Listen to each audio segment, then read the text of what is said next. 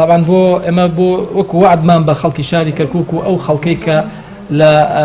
کارەساتی 16 ئۆکتۆبەر زەرروزیانێکی زۆریان پێکەوت وتمان مۆڵەتێکە دەینە حکوومەتی اتحادی بۆ چارەسەرکردنی بارودۆخەکە و گەڕانەوەی بۆ حاڵەتی یاسایی و دەستوری بەڵام لە کاتێکە ئیلتزام نەکە حکوومەتی اتحادی بە یاسا و بە دەستور ئێمە ناچارە بین شکاتی لێ بکەین لە محکەمەی اتحادی فیدرالی ئەوش بە سوپاس وان بە ڕێزانی کە لەگەڵمان ڕاوەستاون لەگەڵ هەموو پێکاتەکانی ناو ئەنجومەنی پارێزگای کەرکووک بە کورد و عەرەب و تورکمان و لەگەڵ جەنابی پارێزگار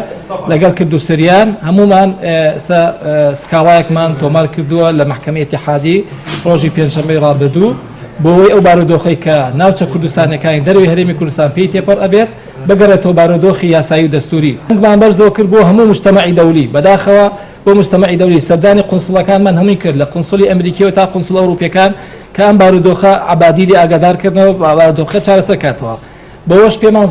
پێمان زۆر ناخۆشەکە کۆنگرسی ئەمریکی سلاحی قورسی داوەتە حکوومەتی عێراقی بۆی بەکاری بێنێت دژی داعش دووبارە ئەم دەنگا بۆ کۆنگرسی ئەمریکی بەرزەکەینەوە بۆ اتحادی ئەوروپیش کە ئەو چەکە قورسانە دژی داعش بەکار نێنراوە بەڵکو دژی کوردی سڤیل بەکارهێنراوە لە کەرکووک و لە هەموو ناوچەکانی دەرەوەی هەرێمی کوردستان کە پێوترێت ناوچە ناکۆکی لەسەرەکان بە پێی مادەی ١40